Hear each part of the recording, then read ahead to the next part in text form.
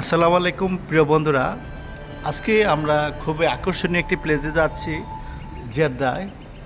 তবে আপনারা অবশ্যই জানেন যে 2030 সালে কি হতে যাচ্ছে। এই জেদ্দা একদিন হবে গোল্ডেন জেদ্দা। আর সেই জেদ্দার পারে, সাগর পারে আজকে ঘুরতে বের হয়েছি। আমাদের ফারুক, আমাদের কবির ভাই, কবির ভাইয়ের গাড়িতে করে আমরা ছুটলাম নিজেরা। শহর দেখতে দেখতে যেন আসলে চোখ জুড়িয়ে গেল। এত বড় বড় টাওয়ার, এর চাইতে আরও অনেক বড় বড় টাওয়ার হবে এখানে। পরিবেশ আরও সাজসজ্জিত করবে এই জেদ্দাকে 2030 সালের উপলক্ষে। 30 সালে কি হতে যাচ্ছে অবশ্যই আপনারা জানেন যে অলিম্পিক ফুটবল ম্যাচ, ইন্টারন্যাশনাল যে খেলাগুলো, জাতীয় খেলা হবে, তা হবে যে এই আরব দেশে সৌদির মাটিতে।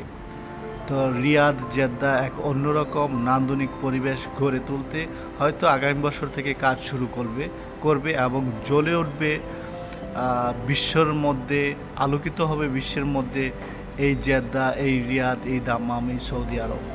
তো চলুন আজকে আমরা দেখতে দেখতে সাগর পাড়টা দেখি কেমন লাগে। আর অনেক দিন পরে আসলে আমরা মক্কার মধ্যে আরব বন্দি ছিলাম, মরুর দেশে। তো একটু নিঃশ্বাস নিতে পেরেছি নদীর জল তথা সাগরের জল দেখে। সাথে আপনাদেরকেও দেখানোর সুযোগ করে দিচ্ছি।